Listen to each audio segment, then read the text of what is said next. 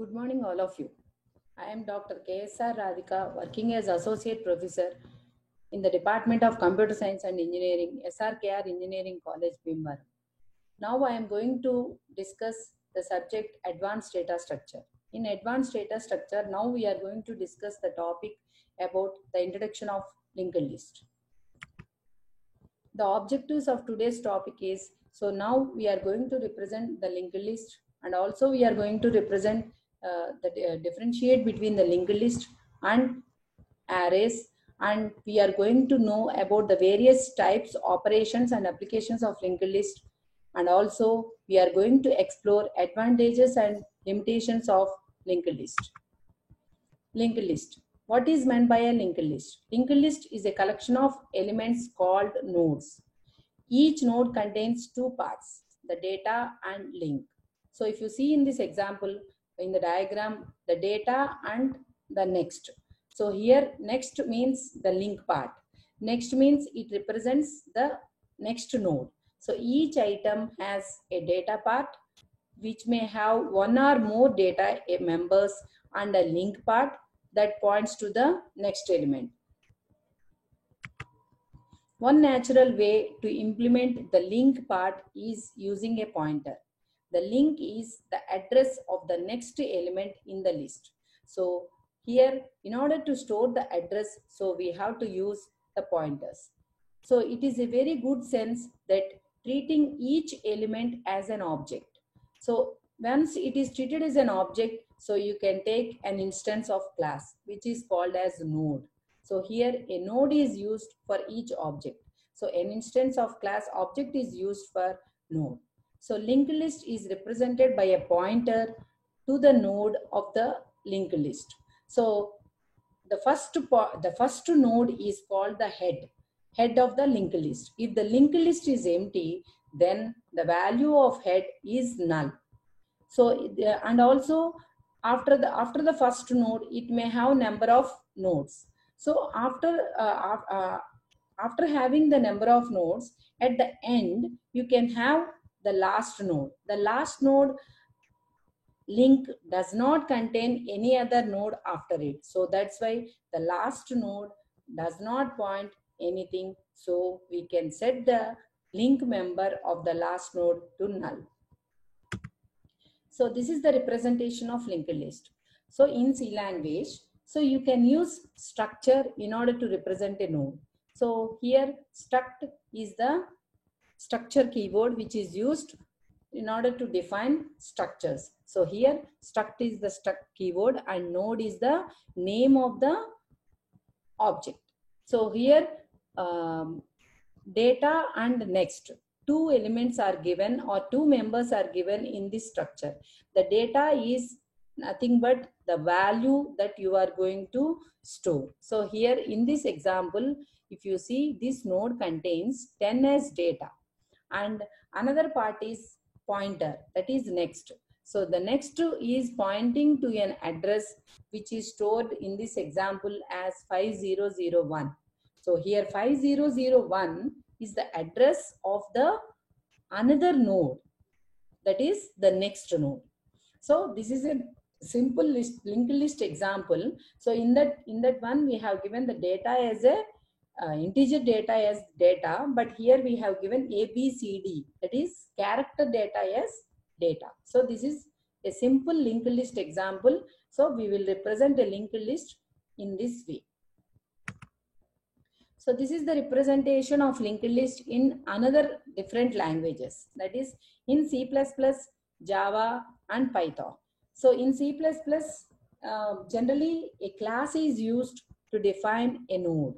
So here class is the keyword and node is the name of the class, and then here the data members are defined as public.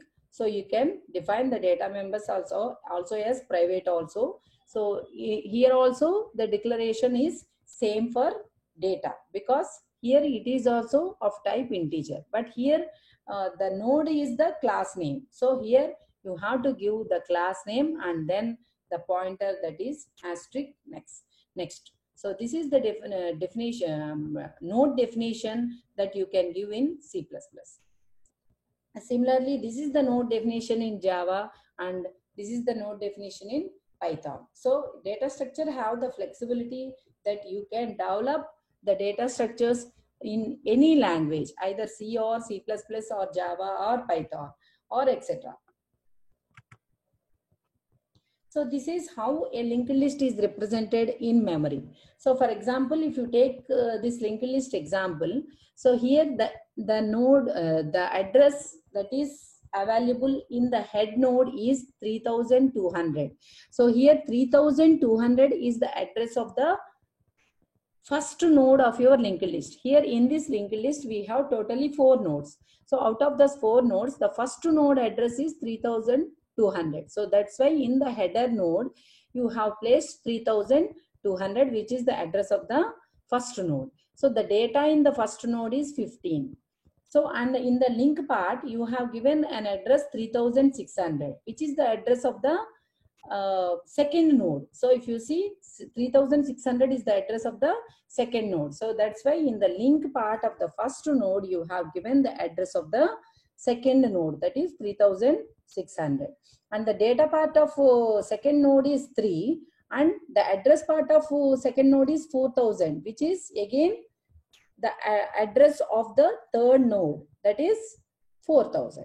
So again, in the third node, again the data part is given as 17, that is the data is 17, and the address or the link part, the value given is 4400. This 4400 is again the address of the fourth node. So the fourth node contains again the data of 90, but at the end, that is because this is the last node, so it does not point to any other node after this node. So that's why in the link part we have given the null as null, which indicates that it is the end of the list, that is it is the last node of our linked list. So this is how a linked list is represented. So here mainly the first part contains the data and the second part contains the address of the next node. So, and the header node contains the address of the first node and the last node link part contains null because this is the last node. So there is no other address to store. So that's why the null is saved in this last node link part. So this is how it will be stored in memory. So for example, this is the data of some patient data. So here the bed numbers are given, the patient details are given, and the next is also given. So if you observe at the start, that is that start indicates here the header node. In that one 5 is given. So it is pointing to the 5, that is Adams. So and in the Adams next part, how much is given? 3 is given. So that is, you can see the arrow drawn here. From 3, it is pointing to where? It is pointing to 3. So that is again Dean, another patient. And in the Dean's next part, how much is given? That is link part, 11 is given. So that is, it is again pointing to 11. So 11. So next, in the 11 bed number, the next part is 8. 8 means again it is pointing to 8. The patient name is Green.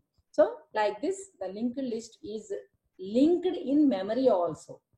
It is how it will be represented in memory. This is the, that means whenever we are giving the address of the next node, means there is a link between the first node and the next node. So like that, the links are maintained throughout the list between all the nodes. So whenever we are using the linked list, we can perform certain operations on the data that is available in your linked list. So the different basic operations on linked list are creation, insertion, deletion, display, searching, traversing, splitting, concatenation, and some more. So creation means, first of all, in the creation part, you can create the header node. So header node is created means the list is empty. So that's why because we don't have any node, so just we will create a header node and we can say that the list is empty. In the insertion part, you can insert new nodes into the existing list. So, or you can start the insertion from right from the first node also. So that means you can do the insertions at the beginning, at the end, at some particular position in order. Like that we can perform insertions in many ways. Similarly, the deletion also. The deletion means you can delete the node at the beginning, at the ending, or the correct node, like that. Display means you can display all the elements in the list starting from the first node to the last node. Searching means you can search for some particular node in your list. That is like find operation. Traversing means traversing in your list through all the elements in the list. Splitting, if you want to split the list into two different lists or more number of lists, that can also be performed by dividing the lists into two different separate lists. Concatenation means, suppose if you want to add second list at the end of the first list, that is also possible. Like that you can perform many operations on linked list. Different types of linked list. So we have mainly three different types of linked list: singly linked list, doubly linked list, and circular linked list. Singly linked list means here mainly you will have only one link to the next node. So that means you can perform traversing only in the forward direction. The second one is doubly linked list. That means here you will have two links, one to the next node and another one to the previous node. So that means here the traversing is possible in the forward direction and also in the backward direction. Circular linked list, it can be either singly linked list or also doubly linked list. The meaning of circular linked list is, so generally last node link is assigned as null. But here instead of assigning it as null, what we will do is the last node next link will be assigned the address of the first node. So that means a loop is created there. So that means the last node link address, we will give the first node address. So that means a loop is created there. So like that we can also create circular linked list. Applications of linked list.